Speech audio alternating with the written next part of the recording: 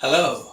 So I'm making a vlog of my painting as I go through it, and I'm just going to talk about what comes into my head while I'm painting and just kind of make that internal process external. And I'm thinking a lot about Josef Albers at the moment.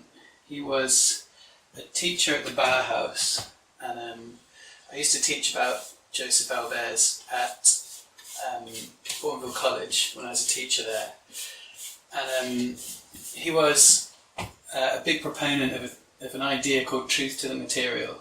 And truth to the material means when you're making an art piece or any kind of creative work, what you're doing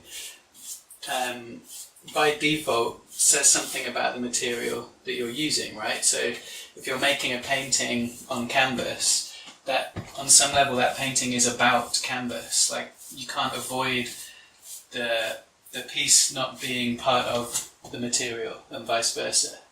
So when they used to make kind of work and designs and furniture there would always be this background thought of what is the material that I'm using and how do I stay true to that material. And you can really see this actually in Birmingham, in a lot of the architecture that's being pulled down now, in that Birmingham is very true to the material of concrete. So if you walk around in Birmingham, you'll see a lot of concrete that's not covered, it's not decorated, it just is what it is. And that, in a sense, is truth to the material. In a way, I always think it's a little bit unfortunate that Birmingham is so true to concrete, because it's quite an oppressive material. Like, it's very practical, but it's also very tough, and I think a little bit depressing it can be. That's just kind of how I feel about it. But he said something really interesting about colour as well, and he said that there are no colours that don't go together. There are only bad ratios and bad arrangements. So when you're working with colour, there's this idea that you should choose two colours that match, but what you're really doing is choosing ratios and spaces. So when I'm working on this piece, I kind of have an idea of what colours I want in it from the start. Like, I know at the moment I want this kind of dark brown feature somewhere in the middle, but what I really don't want to do is plan that out too strongly, because as I see those ratios happen, as they kind of become a real thing in front of you, I want to be able to make those decisions on the fly about what ratios are working and what ratios are not working. So in terms of just painting, like, I believe in just having like a plan, but I really don't want to plan too much, because I want to be able to respond to those ratios and to the paint as it goes on, and I want to be able to make those changes and kind of fly a lot more on instinct as I go. And this currently is an undercoat, so I like to have blocks of colour underneath, and then I'm going to kind of white it out and go over the top again another couple times before I get happy with it. Another artist I think about a lot now is Mondrian, and when I was at university I really didn't like Mondrian, and the reason I didn't like Mondrian was that he's always compared to Einstein, in that when Mondrian was working, Einstein was working, and he was releasing stuff like his special theory of relativity, and this was really cutting to the building blocks of the universe.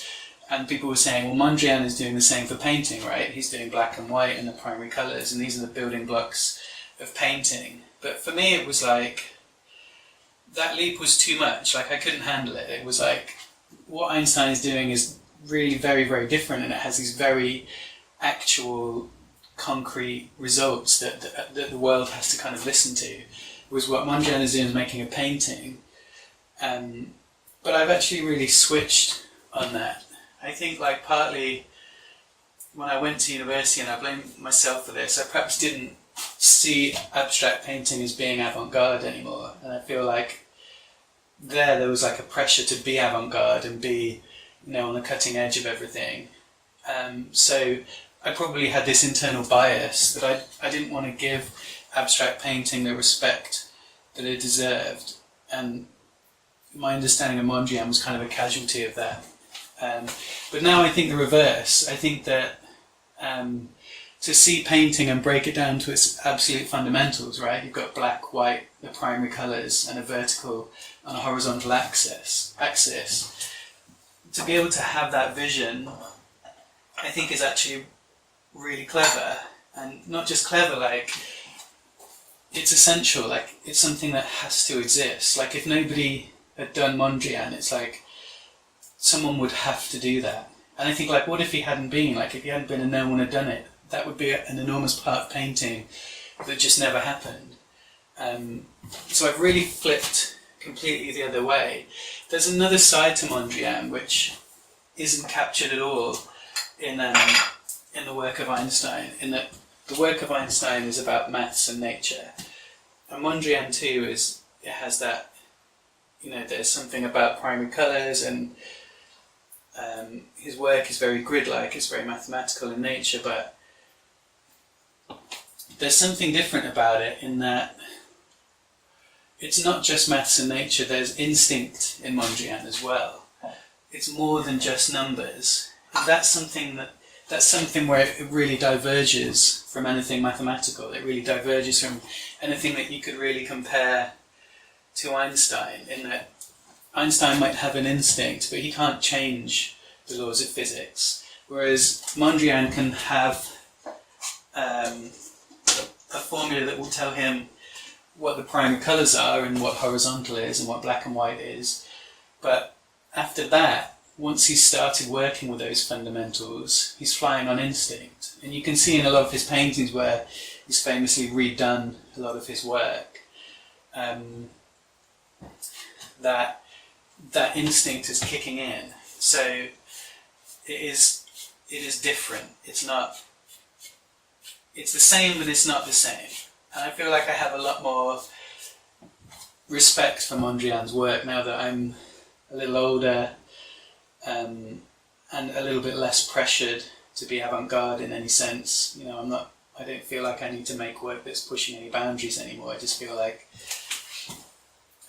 I can do what I feel like I need to do.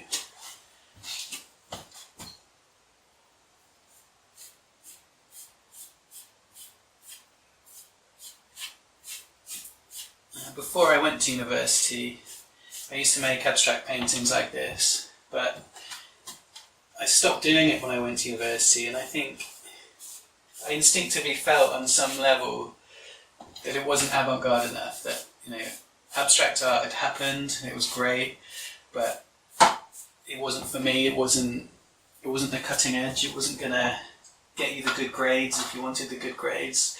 And I feel like when I was at university, that level of ambition really was, in some very real ways, a clouding of my judgment, in that it prevented me from seeing some things that were kind of fundamental and obvious and how they worked.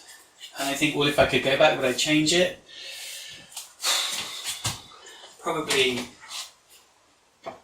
I don't know. Like, is it more important to do well in life, or is it more important to be true to oneself? And this is a question that seems really obvious, but it's actually a pretty tough question, I think.